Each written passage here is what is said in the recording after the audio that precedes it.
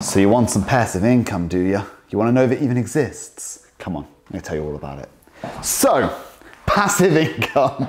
That was a terrible intro, wasn't it? Today, I wanted to go through a little bit about passive income, and lots of people have phoned me up or messaged me on Instagram or even commented in videos in YouTube, about passive income and their desire to earn whilst not having to do anything. Now, I think first of all, the thing that you need to address is, why do you want passive income? Is it because you really want to just lay on a beach all day while money ticks into your bank account? Well, I can tell you right now, as a human, our need to grow completely super trumps our need to sit on a beach and do nothing. If that is your ambition, you will be severely bored when you get there. So I think it's really important, first of all, that you ask yourself, why do I want passive income and what does it actually mean to me? What I think people really mean is that they want a disproportionate amount of income for the amount of time that they spend accumulating that. And that really harks back to the do the work once, get paid over and over again. That sort of stuff, right? And books and music and things that you might be able to produce that have IP, that get played over and over and again, they really do give you that sort of passive income. But at the same time, if you ask any artist, do they just want to sit around doing nothing? They continue to create, they continue to produce music. So I think it's really important that you understand why you want to get passive income first of all, and what it actually means to you. And for most of us, this really breaks down into a few areas, and I've written them down in terms of investment classes, and I thought I'd go through them one by one with you and tell you, in my experience, because I've owned all of these, how passive they are, how much work I've had to put in, and what the sort of returns can be. Because I think that also really matters, right? When you're putting your capital to work, what returns are you getting? So let's start off with businesses that I own, that I've grown. So first of all, this is the least passive of all of the things I've ever invested in. I have spent 70, 80, 90 hours a week growing businesses, and I have had a huge return in terms of the amount of value that I've created, but it's taken a long time. If you look at my largest business, Go Green Taxis, that took us 13 years to get to a point where it was large enough to, if you like, produce passive income. And even then, the amount of effort that's gone in, I would never say that the amount of income we receive is disproportionate to the amount of effort. It just simply isn't. It was a huge effort and a huge endeavour. And even to this day, I'm still working on that on a daily basis, whether it's looking at AdWords campaigns like I've been doing today to try and make sure that we're getting the most out of our ad spend, whether it's looking at the branding, whether it's looking at how we're going to be doing billing, whether it's looking at accounts. There are so many facets to that business that although there's over 100 people involved, I'm still being dragged into it on a daily basis. So you can never describe that as passive. However, if you were to ask me what gives me the most pleasure, I would say growing businesses does.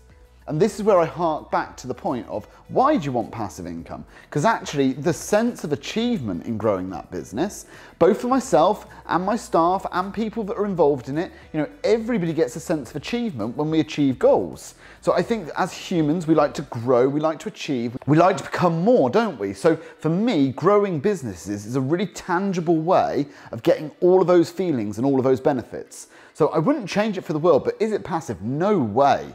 That is about the least passive thing you can do. The second thing I've got on my list is property, which I guess a lot of people know me for because I've got a YouTube channel talking about property and entrepreneurship. So property, I've got 13 properties. Would I say they're passive? Absolutely not. I mean, they're pretty disproportionate in terms of the amount of money they return for the amount of work that I put in, but are they passive? Absolutely not. My wife runs our property portfolio, I guess, most of the time, and I do a little bit here and there, but really it's her, and I would say that it's about 5 to 10 hours a week. This is things like dealing with solicitors, looking at deals, doing the accounts, making sure the management company are on top of certain things, because no matter how much you outsource, you still need to manage the managers. So is it passive? Absolutely not. I don't believe so anyway. I think you can make it more passive, or you could buy in cash, so you no longer need to do mortgages, but you're going to reduce your returns. You could look at it on a basis of doing a long-term corporate let, so that you don't have to worry about management or anything like that. So there are ways that you can make it pretty passive, but every time you do that, you're going to reduce your returns. So again, if we're looking at returns, I would say on property, return on investment, you're looking for 10 to 12% on a nice single let, and that's a true return on investment, okay? So that's taking into consideration a real amount for maintenance. So 10 to 12% single let is about right at the moment. This is 2021, and 20% plus if you're looking at a HMO. Obviously, there's lots of other things you could do like BRRR, adding value. All those things are going to supercharge these returns, but they're already going to add in extra risk and extra complexity. And that also comes with potential downside. So it's really important that you understand risk and reward, because it's not just reward and reward. And we can do as much as we want to try and mitigate those risks, but ultimately they still exist.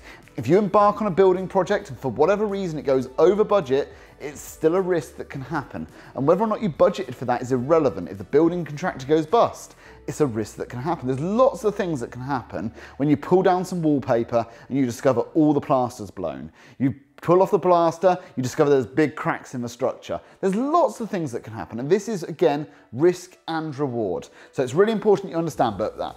But if you're looking at returns, single let 10 to 12%, HMO 20% plus, you're in the right sort of ballpark. So excellent returns on capital. I would say low-ish effort, you know? So for a property portfolio of 13, returning about 120 grand a year in net income and a further sort of 300k a year in terms of capital appreciation last year anyway, you're looking at about 5 to 10 hours a week. So not a huge amount, but certainly still some work. Stocks, far less, okay? So ultimately, this is as much as you want to put in. If you want to spend time researching the market, researching the companies, but ultimately, if you own Apple, Apple is being run on your behalf. So this is what we really talk about when we talk about stocks. It's owning a company that's listed, and as a listed company, the management team and everything are in place in order to run it on your behalf. So what sort of returns can you expect on stocks? Well, this is where it becomes a little bit risky, right? Because you're investing in a specific company. The stock market as a whole, if you looked at the S&P 500, well, that's returned between 10 and 12% for the last decade. So that's a good place to start, okay? And say, well, about 10 to 12% is about where I'm going to be on a return on investment. Crypto, now this I've owned, I had excellent returns. I no longer own, and I no longer am going to partake in that market unless it gets to a certain level, in which case I might gamble on it. But for me, that's not an investment, that's a gamble. My personal opinion is it's the world's largest Ponzi scheme. It doesn't actually produce anything, and it has no utility. And as such, it isn't really a commodity, and it's also not a currency. So I can't see its real world usage case, apart from in the black market, which obviously is a usage case, but it's not a really good one for me. So as far as I'm concerned, crypto is one of those things where if you want to speculate and you want to bet on it, absolutely fine, but understand from my perspective, it's probably more of a gamble than it is an investment. And I think that's really, really important. It could go to the moon, of course it could. I don't believe it's going to. I think governments are going to be far smarter to make sure that their own currencies are protected against this. And there's no way on earth you would want to have a fixed currency when things like coronavirus hit. You need to be able to print money. You need to be able to inflate your economy. You need to be able to provide that incentive for people to purchase. And the reason, let me just talk about inflation really quickly. A massive point and a massive reason we must have inflation is so that people are productive and have a reason to buy. If the car that you were going to buy every year got cheaper, you would just keep putting off that reason to buy. Therefore, production would go down. It's just a death spiral for an economy. Inflation, anybody who said inflation is horrible and the fact that we're printing more currency is terrible, not at all. It's a massively important part of the economy to make sure that there's a reason to get up and produce and a reason to go out and buy. So inflation is important, and I don't really see a use case for crypto. That said, what sort of returns on investment did I get? Well, many thousands of percent. So it sounds quite hypocritical, right? I bought Bitcoin when it was £80 and I sold it at £20,000. So if you look at it on that basis, I made a huge amount of money. But would I do it again? I understood at the time it was gambling. I would do it again, but I understand now, I believe it's still just gambling. In terms of though passive income, it doesn't produce any income, but it did produce everything it did passively for me. I simply had it on a paper wallet, I put it in a safety deposit box in Newbury, and then I had the returns when I sold it. So it was about as passive it comes, but it was for me just a gamble. The last thing I've got on here is index funds. Now this is where I believe you can get the most passive income. So if you look at potentially like the FTSE 100, at the moment that returns about 4%. So if you put £100,000 into that, that would dividend out at £4,000 a year. And if you did it in an ISA wrapper over the course of a few years, then you could get that all tax-free. But index funds is the basket of all the companies in that index. And as such, it reduces the risk. It means that if anything's outperforming, you automatically buy more of it. And for me, that's probably the place where I would go if I was looking for absolutely passive income. And I think Warren Buffett said that for 99% of people, index funds is all they should invest in. And I totally agree. Having tried to beat the market myself with stocks and viewing myself as a fairly intelligent, fairly clued up person, certainly above average when it comes to financial information, I still couldn't really see a way that I could beat the market over the long run. I picked some good winners, but I also picked some losers.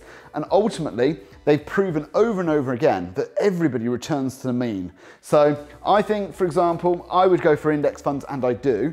And I think that's the most passive income that I have. But let me know in the comments, what are your objectives? What do you want to get out of investing? Is it really passive income you're looking for? Or are you just looking for something that gives you a disproportionate amount of income for the amount of effort that you have to put in? I'd love to know in the comments, and I'd massively appreciate it if you give this video a like. Please subscribe to my channel, I massively appreciate it, and I will see you again on Friday.